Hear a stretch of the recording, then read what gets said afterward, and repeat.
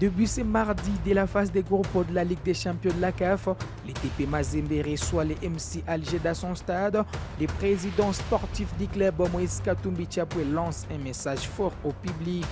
L'autre représentant de la RDC, c'est la S Maniema Inu de Kindu qui joue en déplacement sur la pelouse de Mamelodi Sundowns. En République démocratique du Congo, les championnats nationaux de la RDC, la Ligue 2 zone de développement STB était au rendez-vous. L'équipe de Mwangaza s'est installée provisoirement à la première position après sa victoire devant l'AS Nuki de Butembo. Tous les résultats du week-end sont à découvrir dans cette production. En basketball, les Léopards de la RDC se sont qualifiés pour le troisième et dernier tour des éliminatoires de l'Afro-Basket 2025 après leur victoire contre les Soudan. Ici, installez-vous confortablement pour les détails.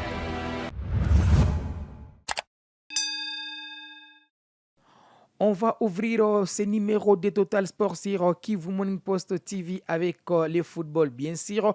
Après les sacres des dames en Ligue des champions féminines le samedi 23 novembre devant l'AS Faro Rabat du Maroc sur les scores d'un 8-0. Les tout-puissants Mazembe chez les hommes entrent en danse pour la phase des groupes de la Ligue des champions la CAF. C'est mardi 26 novembre contre les MC Alger dans son stade. Les présidents du club, le chairman Moïse Katumbi Tchapoué, invite les fanatiques au temple de Badiangwena pour pousser les Corbeaux à la première victoire de la phase des groupes, très important pour la suite de la compétition. On va suivre Moïse Katumbi. Batoto Mazembe, Batoto Anglebert, Jambwenu. Tuko mardi na match munene. Match ya nguvu kabisa. Ile match tunapasha kuwina ni match ya kwanza. Mwenjo mnakompanyaka ekipu mkue mingi. Bamama, papa, batoto, musarie équipe yenu na mkwe musiporter équipe yenu du début à la fin. Impossible n'est pas Dieu, impossible n'est pas Mazembe. Mungu anatakukompanyaka kila siku. Na milomba mkwe mingi ya kusema bale veo na batacheza na shie. Tulikatala kuongeza mabei mustad, tunaweka mabei ya kiloko aina ile iko rekomande kukafu paske tutongeza pochi wenyewe pesa mkue mingi. Impossible n'est pas Mazembe. Asante Mungu amilini.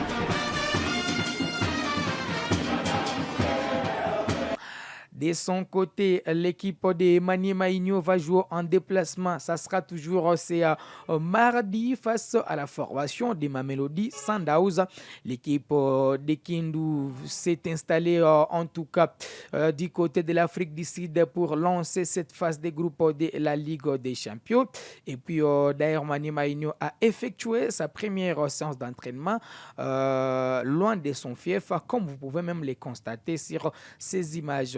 Important pour la formation de Maniema Inu, c'est de ramener à la maison un très beau résultat puisque l'équipe de Kindu est en tout cas dans un groupe qu'on peut appeler un groupe de l'amour. Alors on va enchaîner avec toujours les footballs, avec la Ligue des zones de développement STB. Plusieurs rencontres étaient au menu ce week-end. Le samedi 23 novembre, le FC Mwangaza s'est imposé devant l'AS Nuki dans un match renversant. Reportage. Hey! Big Ben! C'est ce but victorieux de l'avant-centre Basila Mambo qui a crucifié l'AS Nuki de Butembo face au FC Mwangaza ce samedi 23 novembre au stade de l'Unité pour les comptes de la phase aller de la Ligue 2 zone de développement STB. Pourtant, les abeilles ont ouvert les scores sur un penalty converti par Machimango Mubembe Christian en première période. Le FC Mwangaza, qui a bien débuté la compétition, a été porté par son attaquant vedette Basila Mambo. L'ancien joueur de Kunafazi a d'abord inscrit le but égalisateur avant de signer celui du break. L'équipe de Butembo, qui a baissé pavillon, a ainsi permis à Mwangaza de gagner ces matchs. C'est vrai, on a laissé le jeu à l'adversaire, on a trop reculé et c'est ce qui nous a coûté un peu de perdre un peu ce match. Mwangaza, qui revenait d'un match nul face au DC Virunga, a été tout simplement aux anges après cette victoire. Tenir cette équipe de New qui est en échec, ce n'était pas facile. C'est une très bonne équipe. Vraiment, je suis plein de joie. Oui. Promis la saison dernière en première division, l'équipe des Gomins compte cette saison 2 victoires et un match nul. De son côté, l'AS Nyuki enregistre sa première défaite de la saison. La deuxième division du championnat national de la RDC promet d'être très palpitante cette saison. Allez, pour la suite de la compétition, le dimanche 24 novembre, l'équipe du DC Virunga a enregistré sa première victoire devant la formation du Brésil à cesser les scores des 2-1, avec au passage une réalisation de Piscas Kirenge qui a été d'ailleurs passeur décisif sur le deuxième but de son équipe.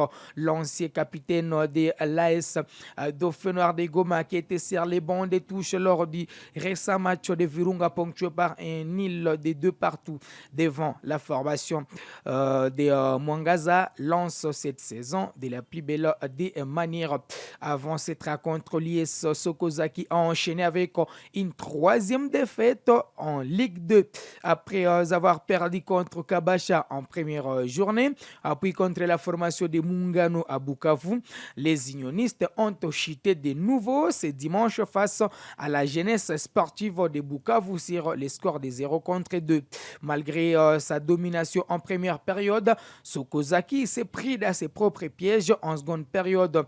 Coup sur coup, Raoul Biamungu d'un lob, puis Chabani Massoudi sur coup franc direct ont permis aux Valérés Bukaviens de prendre les dessus sur les Bibolés. En tout cas, rien n'est marché pour l'équipe de Sokozaki cette saison.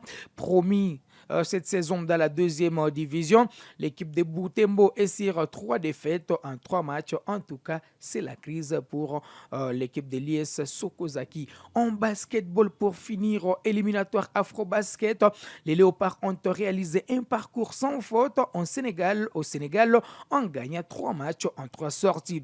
La RDC clôture la deuxième fenêtre qualificative à l'Afro-Basketball avec 0 défaite. Il a battu les Soudanais d'ici de la meilleure équipe africaine et récent participant aux Jeux Olympiques de Paris. Et les Léopards terminent dans les groupes A à la première position. Après avoir battu les samedi les Maroc, les Congolais ont fait le nécessaire contre les Soudans du Sud, 69 contre 76. Rendez-vous en février 2025 pour le 3e et dernier tour qui fera connaître les 16 équipes participantes à l'Afro-Basketball. Pour rappel, les rendez-vous continentaux aura lieu en août en Angola. Voilà qui met un terme à cette production sportive de ce lundi sur Kivu Morning Post TV. On se fixe rendez-vous les mercredis avec un plaisir renouvelé.